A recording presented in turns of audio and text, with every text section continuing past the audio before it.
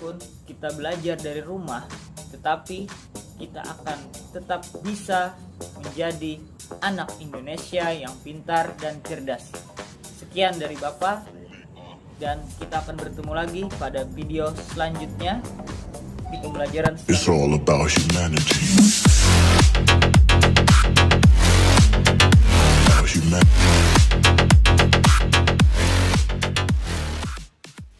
Assalamualaikum warahmatullahi wabarakatuh. Jumpa lagi bersama si Santuy. Kali ini kita akan belajar pembelajaran 3 subtema 3. Pengaruh kondisi geografis terhadap kondisi sosial dan ekonomi masyarakat. Daerah permukiman di pedesaan maupun perkotaan memiliki kenampakan alam yang beraneka ragam. Kenampakan alam dapat berupa dataran rendah, dataran tinggi, dan pantai. Suhu pada kenampakan alam tersebut juga berbeda-beda. Ada daerah yang suhu udaranya panas dan ada pula daerah yang suhunya sejuk. Kondisi alam tersebut mempengaruhi kegiatan sosial dan ekonomi masyarakat. 1. Daerah dataran rendah. Daerah dataran rendah sangat cocok untuk pemukiman penduduk. Di samping itu, bidang industri dan jasa di dataran rendah dapat berkembang secara optimal.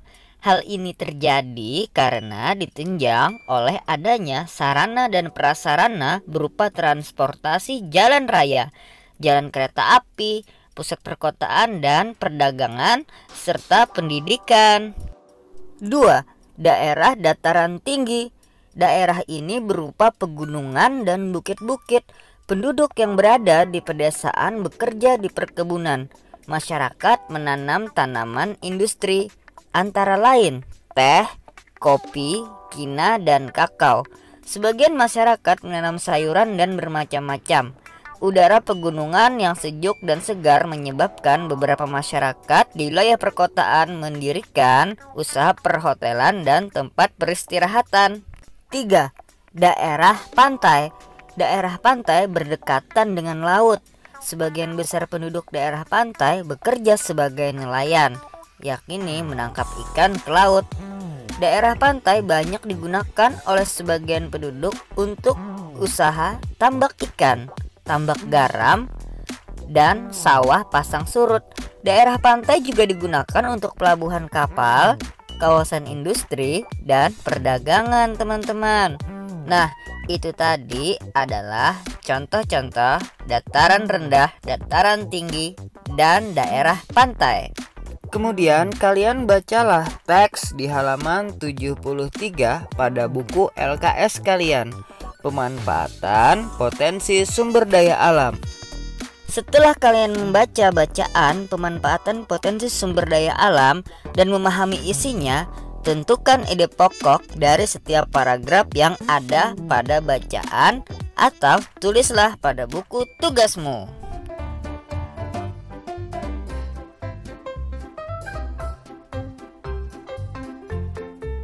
Ingat, ide pokok pada setiap paragraf hanya ada satu ide pokok yang biasanya terdapat pada kalimat utama. Paragraf yang ide pokoknya terdapat di awal paragraf disebut paragraf deduktif, sedangkan paragraf yang ide pokoknya terdapat di akhir paragraf disebut paragraf induktif. Selanjutnya, kita akan belajar kembali nilai-nilai Pancasila. Kita sudah pernah ya, teman-teman, belajar nilai-nilai Pancasila pada pembelajaran sebelumnya. Pada pembelajaran ini akan diberikan contoh di buku tema kalian halaman 153. Pemilihan ketua kelas. Ya, pemilihan ketua kelas mencerminkan 4 sila Pancasila, yaitu keadilan sosial bagi seluruh rakyat Indonesia, persatuan Indonesia, kerakyatan yang dipimpin oleh hikmat kebijaksanaan dalam permusyawaratan atau perwakilan, kemanusiaan yang adil dan beradab. Nah, jadi pemilihan ketua kelas itu mencerminkan 4 sila. Nah, selanjutnya, jika kegiatan itu adalah perayaan hari besar keagamaan, maka mencerminkan sila keberapa? Dan gotong royong mencerminkan sila keberapa? Musyawarah mufakat mencerminkan sila keberapa? Menjenguk orang yang sakit mencerminkan sila keberapa? Seperti contoh di atas, bisa saja dalam satu kegiatan mencerminkan banyak sila. Nah, bagus teman-teman. Kalian sudah belajar dengan sangat baik dan mengerjakan tugas dengan sangat teliti. Sekarang mari kita nyalakan TV yang ada di sebelah kanan ini.